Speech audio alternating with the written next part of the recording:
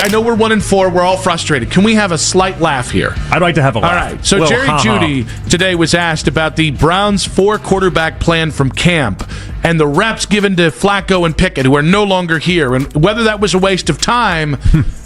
I would dare say he dropped the answer on this. I won't say a waste of time, I don't know what that was, I'm pretty sure everybody thought they'll still be here throughout the season, but things change.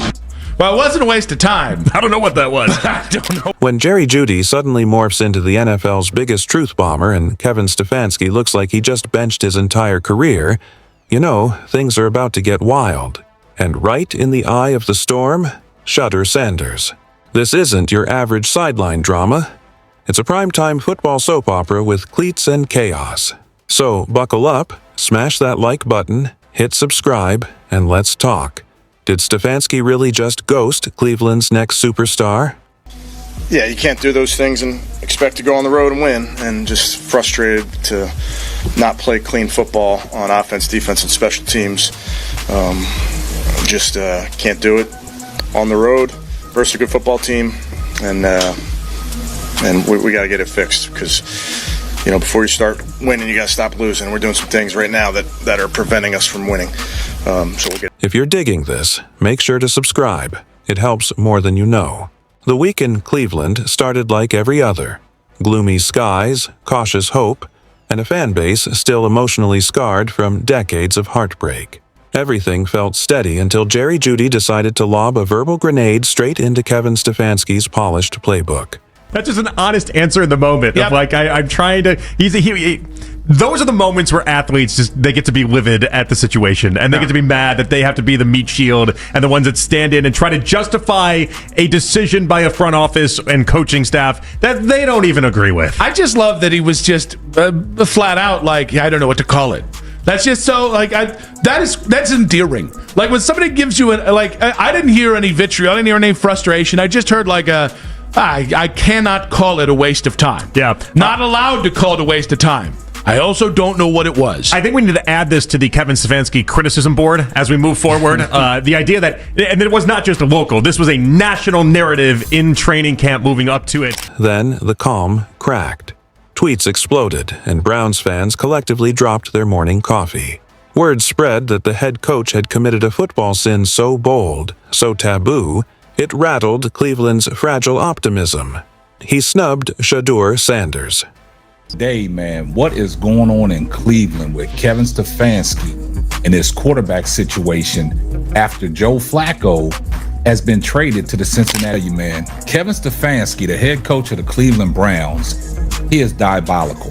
Now, we know that Joe Flacco was traded yesterday to the Cincinnati Bengals.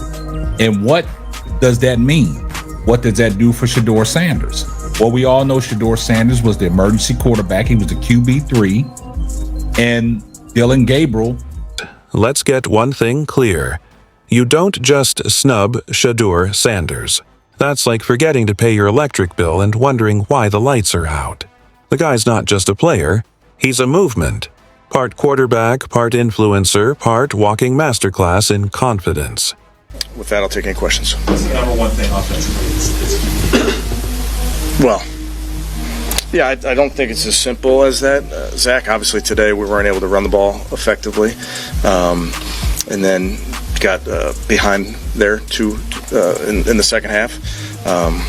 0 for 3 in the red zone. I know those were 2-minute drives, a lot of them, but we gotta find a way to score points. Got to run the ball efficiently. Got to find a way to be better in the pass game. All of the above. When some of the Steelers did, you couldn't run, or was it something else? Yeah, I mean, obviously give credit to your opponent, but we got to do a better job. But Stefanski, he went full vintage coach mode. The kind who still thinks the forward pass ruined football. That didn't sit right with Jerry Jeudy, who finally said what everyone was thinking. The second Judy's comments hit the airwaves, it felt like the football gods called a timeout. He didn't just defend Shedeur. He might have pulled the curtain on something that's been simmering for years. The tension in Cleveland's locker room, palpable. It was like someone yanked the coach's headset mid-drive.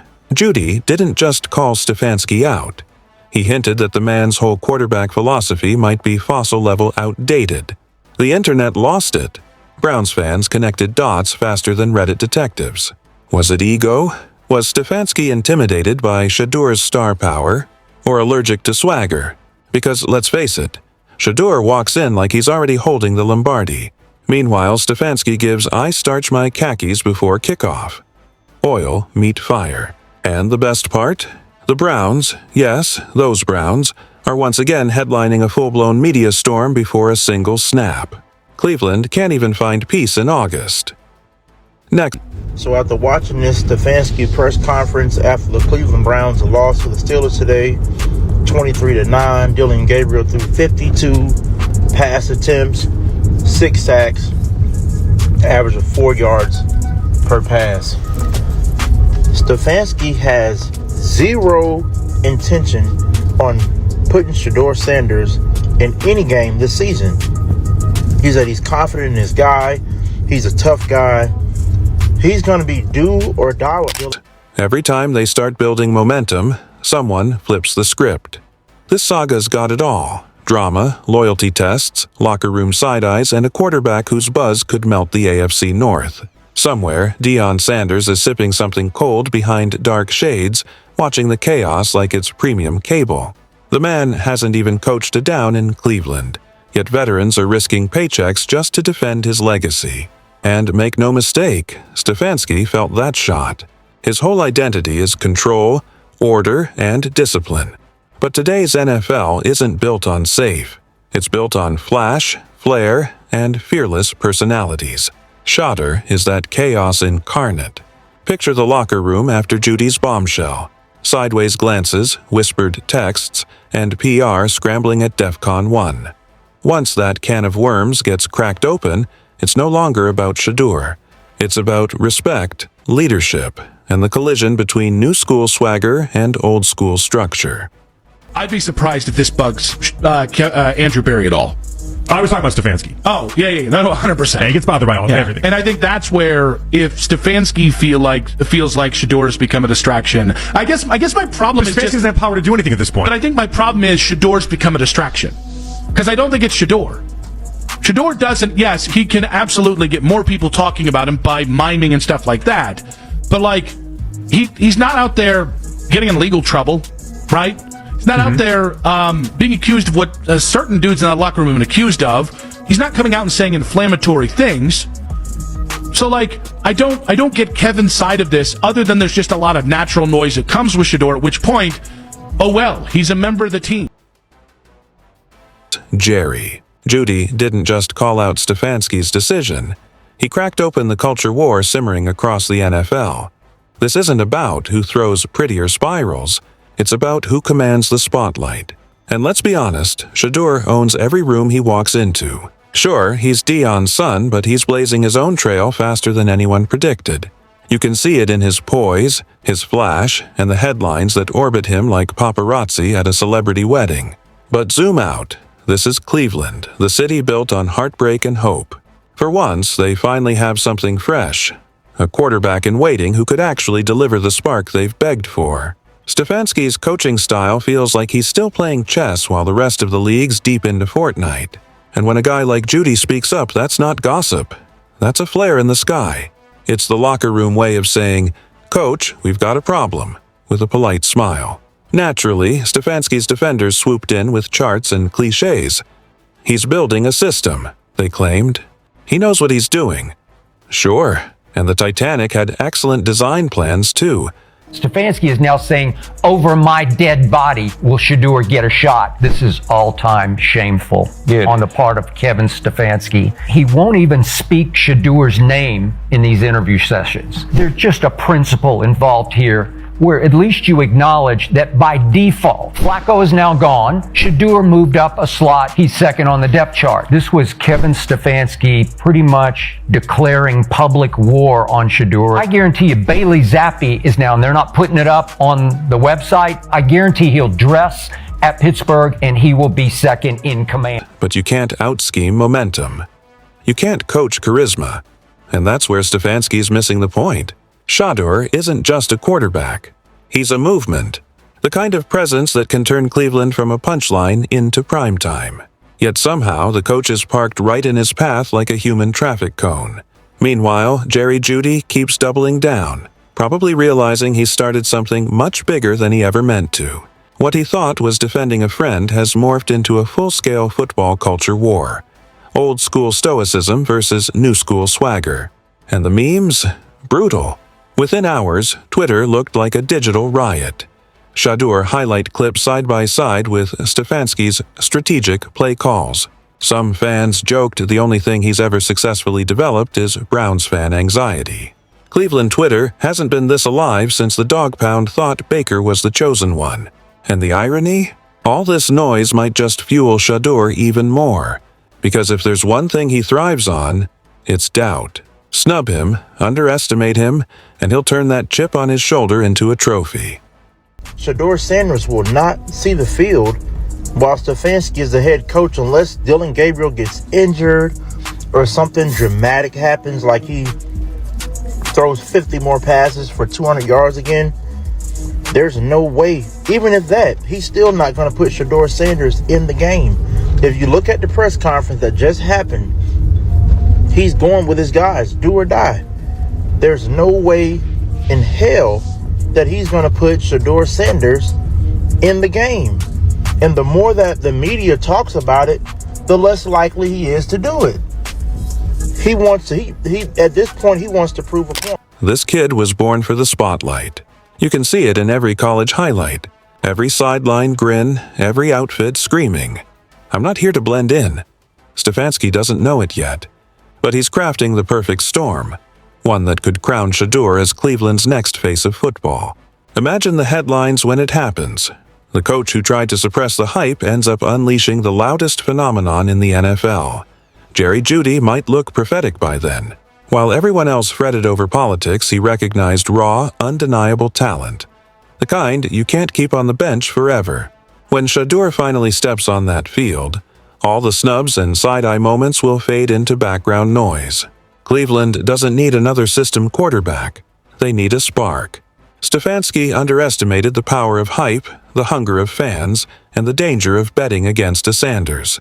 Because in Cleveland, nothing stays buried for long.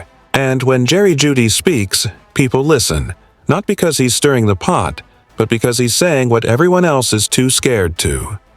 Kevin Stefanski showing you once and for all, I didn't want to draft him. I don't like his attitude. And above all, he fears his father. He fears that if Shedeur ever gets a hold of the starting quarterback job in Cleveland, before you know it, Dion will replace Kevin Stefanski as the next head coach of the Cleveland Browns. If Shedeur's ever going to get a shot here, it's only because Jimmy Haslam steps in and puts his foot. Jeudy struck the match. Shedeur Sanders is the flame. And Kevin Stefanski? He's holding the world's most flammable playbook. That's when things spiral. Not because Jeudy became the villain, but because once truth escapes the locker room, it never sneaks back in. Every outlet from ESPN to the guy podcasting in his mom's basement started dissecting every glance, handshake, and soundbite. The story flipped on its head. Stefanski's obsession with control now looked like fear of young talent. Jeudy, somewhere out there, is smirking. I said what I said. Meanwhile, Shedeur's probably watching it all unfold in designer shades, like the main character of his own Netflix docuseries. And that's the twist Stefanski never saw coming. You can't coach charisma. You either embrace it or get buried trying to contain it. The irony? Stefanski thought he was being tactical, playing chess, keeping Shedeur on ice. But this league doesn't reward patience anymore. It rewards spectacle. I don't think they think it's tough to navigate or are really disheartened if you talk to the people at the very, very top of the Browns, and I mean the Haslams. Like, it's funny how they, like, whoever told Jason about the fear of being Baker or whatever it is, Jimmy Haslam loved the attention that Baker Mayfield brought. I call him Jerry Jones Jr. for a reason. He loves the idea of people talking about the Browns, people discussing the Browns, and this was one of the only ways you were going to get people to talk about the Browns this season. So I don't think the Haslams at the very top, I don't think they're fearful in any regard with this. I think they're getting exactly what they wanted on this. When they turn on ESPN, when they turn on Fox Sports 1, they turn on the big stations, people are discussing the Browns. They're discussing Shedeur. I think if you talk to Haslam, that's what. These days, the NFL doesn't care about slow development. It craves storylines. You can lose 14 games, but if you trend every Sunday, you're still relevant. Fans don't just want victories. They want viral moments. And Shedeur, he is the moment, a highlight reel wrapped in swagger. Stefanski's old-school system can't tell the difference between confidence and arrogance, and in doing so, he's shown just how out of touch some coaches are with this era of football fame. Players like Shedeur aren't just battling for touchdowns. They're competing for influence, for legacy. While Stefanski sketches plays, Shedeur's building a following. Now every one of the coach's mistakes will look 10 times bigger. And Jeudy started it all with one fiery comment. Behind the scenes, you just know Cleveland's front office is sweating. PR's in panic mode. Assistants whispering in hallways. Stefanski practicing his nothing's wrong face in the mirror. But deep down, everyone knows something's changed. Well, guys, man, I'm here to tell you, man, as I was sitting there watching that game against the Pittsburgh Steelers and the Cleveland Browns, I got a message from one of my supporters talking about, I wonder what Tony Grossi going to say now about Dylan Gabriel. How is he going to protect Dylan Gabriel after this dismal performance against the Pittsburgh Steelers? And I got to thinking to myself, Tony Grossi has created this narrative about Dylan Gabriel being way better than Shedeur Sanders, and that Dylan Gabriel is more ready to play the NFL game than Shedeur Sanders. Dylan Gabriel today went out there and now everyone's watching. The players, the fans, even rival teams smirking from afar, waiting for Cleveland's next implosion. Only this time it might not be bad luck. It might be self-inflicted. The Browns finally had a shot at swagger, a cultural reset, and somehow they're trying to fit it into a spreadsheet. Jeudy didn't just expose a snub, he revealed a mindset and the fallout. It's only just beginning. Every sideline smirk, every handshake, every glance between Stefanski and Shedeur will be overanalyzed and memified. Because nothing sells in football like a redemption arc waiting to ignite. So buckle up, Cleveland. The drama's not dying down. It's only entering the next quarter. And whether Stefanski likes it or not, the whole league's watching to see how long he can pretend he didn't just poke the bear named Shedeur Sanders.